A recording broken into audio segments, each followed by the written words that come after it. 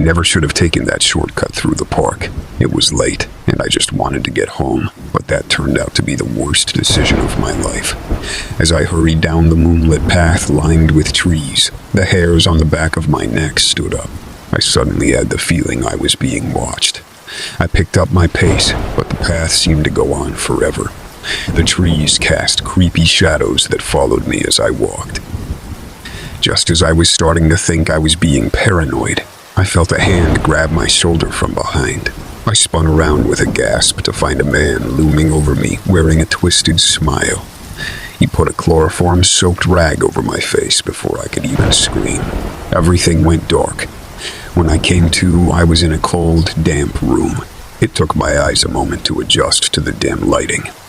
I tried to move, but found my arms and legs were bound.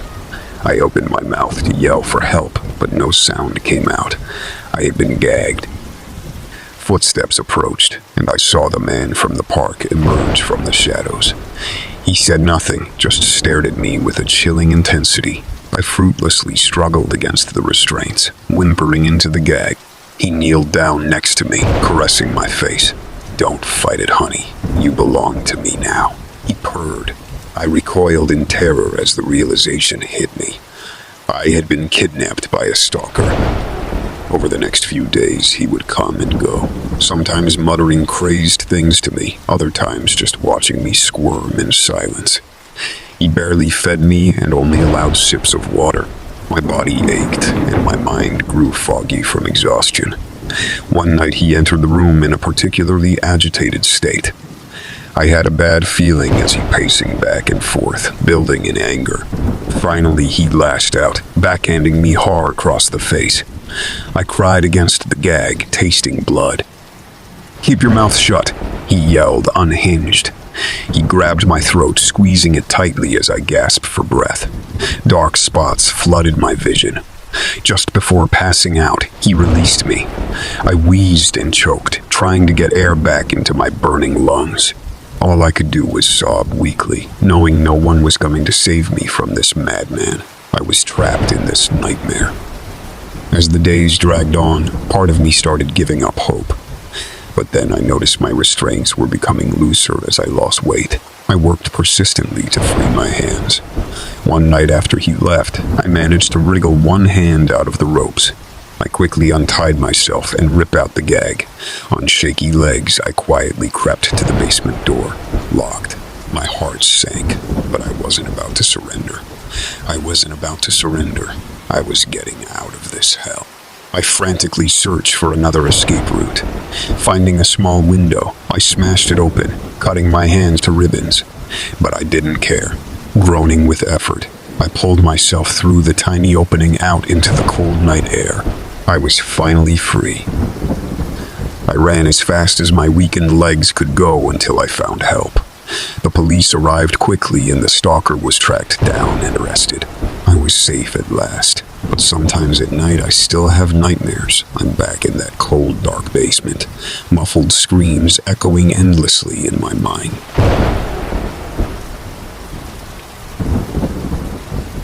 I never should have taken this house so cheaply. That should have been the first red flag. But I was desperate to find a place of my own after getting out of a bad relationship, and the rent was unbeatably low. Sure, it needed some work, but I didn't mind rolling up my sleeves to fix it up. If only I had known then the horrors that awaited me here. It started innocently enough. Strange sounds at night that would jolt me awake. Creaking floorboards and rattling pipes that sounded too much like footsteps. I'd searched the house top to bottom, but never found anything amiss. Just my overactive imagination, I figured. But then the notes started appearing. Disturbing messages scrawled on scraps of paper left on my pillow. "I'm watching you and you belong to me." My hands would tremble reading them, but I convinced myself a cruel prankster was sneaking them in to scare me off. If only I had listened to my growing fear instead of shrugging it off. But I didn't really start to panic until that fateful night when I returned home to find the power cut and all my doors and windows locked from the inside. My phone dead, no way to call for help. That's when I knew all the warnings had been real, and whoever had been leaving those notes was now here, waiting for me. I desperately rattled every door and window, but it was useless. I was trapped inside my own home. Warily, I made my way through the dark halls, casting sweeping beams from my flashlight into the shadows. My spine tingled with the sense that unfriendly eyes were watching me just outside the illumination. Finally, I came to a door left ajar leading down to the basement. Every instinct told me not to go down there, but I had no choice if I wanted to find a way out. Taking a deep breath, I descended the creaky wooden steps into the inky abyss below. Blindly, I felt along the cold stone walls until my hands grasped a string which I tugged, clicking on a single dangling light bulb. As the weak light spilled into the room, my blood turned to ice. Scrawled across the walls in what looked disturbingly like blood were the words "Welcome home." This was no prank. Someone had been living down here, lying in wait, like a spider anticipating fresh prey to ensnare in its web. That's when I sensed the movement behind me and whirled around. Through the gloom, I could make out the shape of a man lurking in the shadows just beyond the reach of the light. My stalker. He had come for me at last. I scrambled back up the stairs, hearing his eager footfalls gaining on me. I let out a panicked yelp as his icy fingers grazed the back of my neck before I slammed the door shut and blocked it with my body. His fists pounded menacingly on the other side, as if trying to break it down. I knew then this door was the only thing separating me from impending nightmare. I had to find a way out before he got to me. Running through the dark house, I searched desperately for an escape, praying for daylight to come and make this evil retreat. The slamming against the blocked door grew louder and more insistent behind me, warped voices whispering my name. At last, I discovered a tiny basement window I could just barely squeeze through. Without hesitation, I scraped and scruffed my way out into the night, running without looking back until I found help. As I finally caught my breath in the safety of the police station, recounting my story, the full weight of my ordeal crashed over me. I had come face to face with undiluted terror and somehow lived to tell about it. But I don't think I'll ever be able to shake the chilling memory of that pitch-black basement and the depraved eyes of the man who waited for me there. He's still down there, lurking in the shadows, biding his time. And the house is waiting, ready to lure in fresh victims and lock them in their own living hell. But I'm one of the lucky ones who somehow escaped and lived to tell the tale.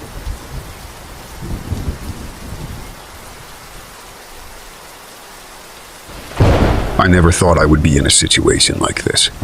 I was just trying to get home after a long day at work, but fate had other plans for me. It all started when I got off the bus at my usual stop, about a block away from my apartment.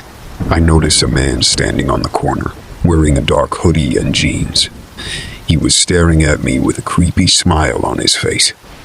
I felt a chill run down my spine, but I tried to ignore him and walk faster.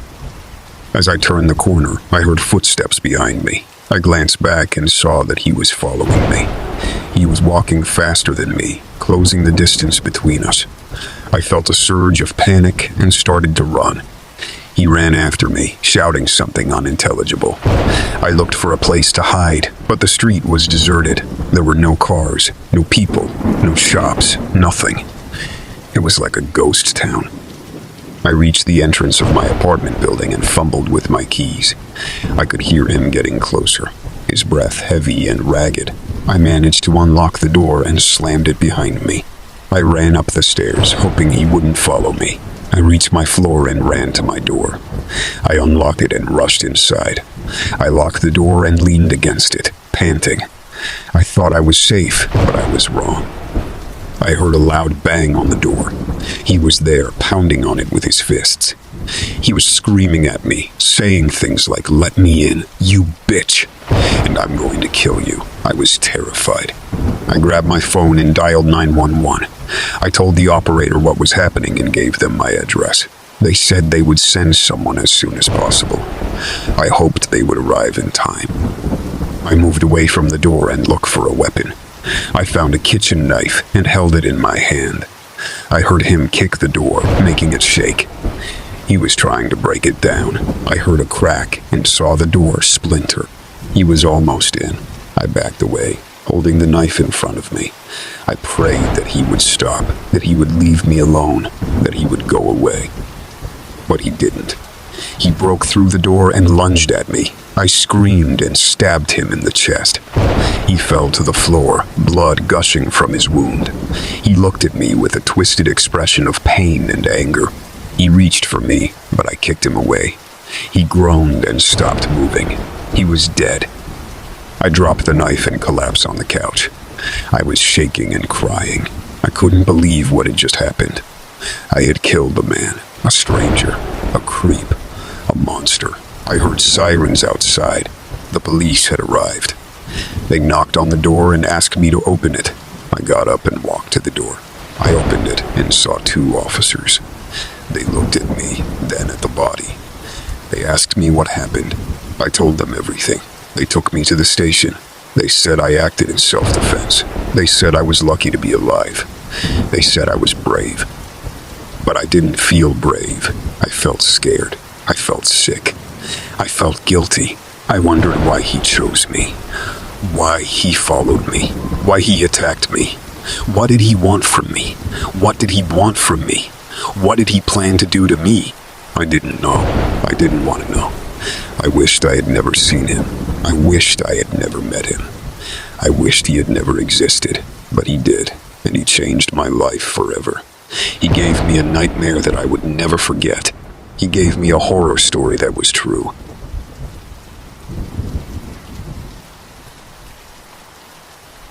It was a night like any other. I had just gotten home from my waitressing job and was looking forward to relaxing with some TV before bed. As I locked the front door and turned around, I let out a startled gasp. There was a man standing in my living room, a complete stranger. "Who are you? How did you get in here?" I demanded, my heart racing. The man just smiled calmly. "My name's not important. All you need to know is I've been watching you, and tonight's the night." He took a step towards me, and I saw he was holding a large kitchen knife, the blade glinting in the dim light. Real terror shot through me. I had to get out of there. I spun around and fumbled desperately with the door locks, my hands shaking. But before I could get the door open, the man grabbed me from behind. I screamed and thrashed in his arms as he dragged me away from the door. "This will be easier if you don't resist," he whispered in my ear. I could feel the cold steel of the knife against my neck. Frantic thoughts raced through my mind. Why was he doing this? Why me? I remembered my cell phone in my pocket. If I could just get to it, I could call for help. I went limp in his arms, pretending to pass out.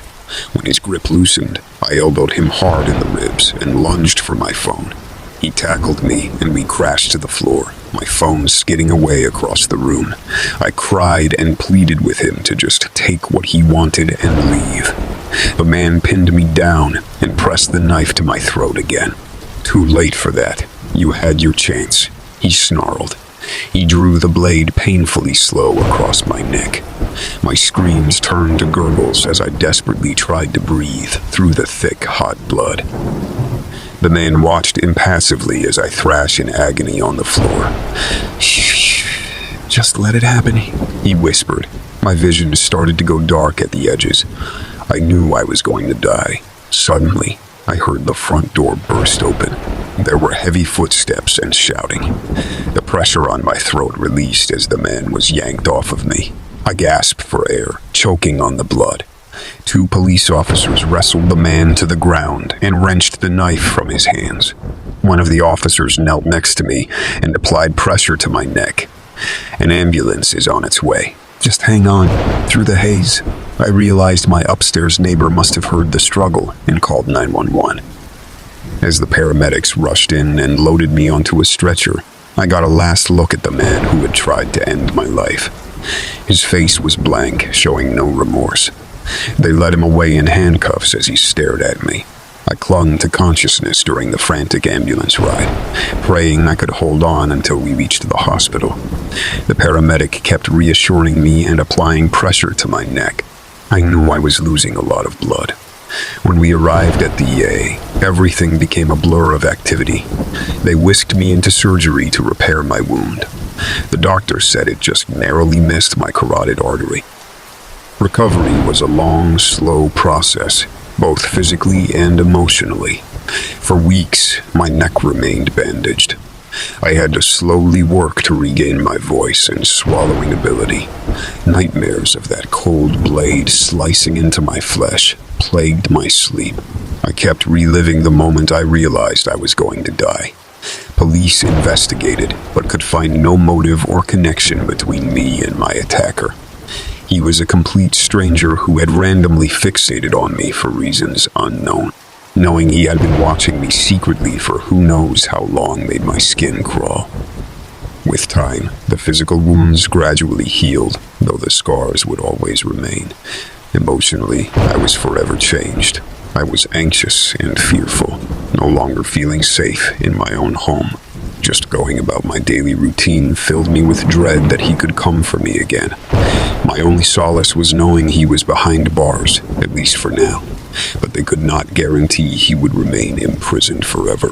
The realization that I would spend the rest of my life looking over my shoulder was almost too much to bear.